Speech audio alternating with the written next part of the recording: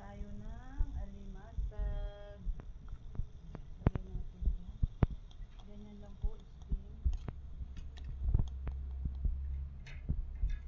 Ito yung parang madumi, pero ganyan lang po siya yung kulay niya.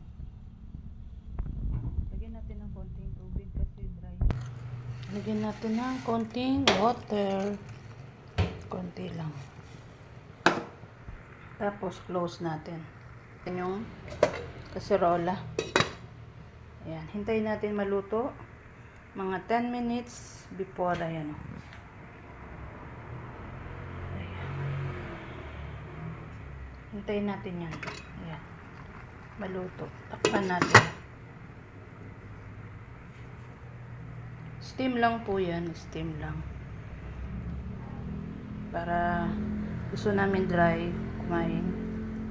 Nakulo na rin ng sinaing. Sabay-sabay. Sinaing.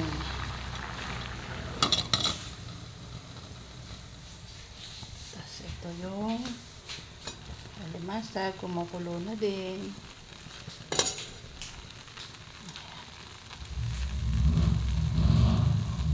Ito na yan.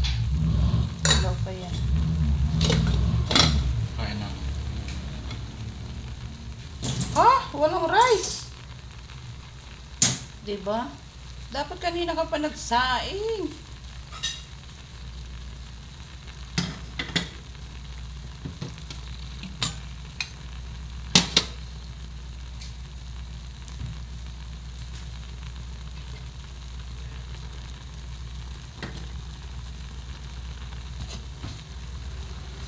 Close muna natin para maluto yung loob ng alimasag. Yuhuu! Sarap yan. Tikman natin yung sabaw kung maalat pa. Kasi dinagdagan ko ng tubig. Yung ano.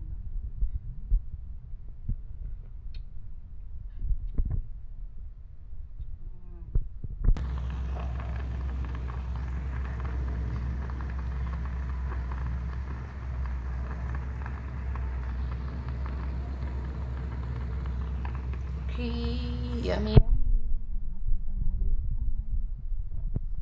Alimasag, sausaw sa suka, sili na may bawang. Mamaya open tayo ng isa pagkatapos ko nito.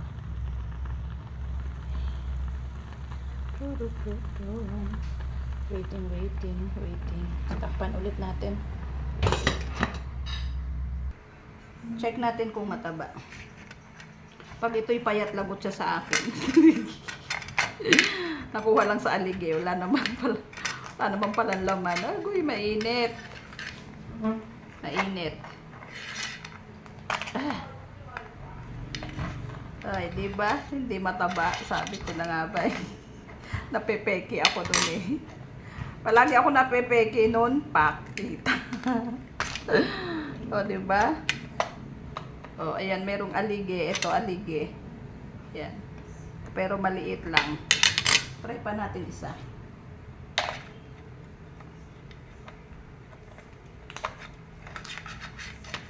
So, ayan. Ito mataba. Ito meron alige. Ayan. Pero maliit lang din.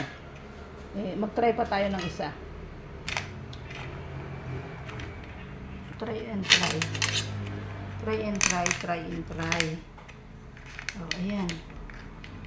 Meron din naman. Aray ko.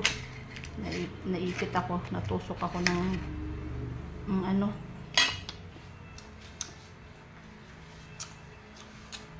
Beans!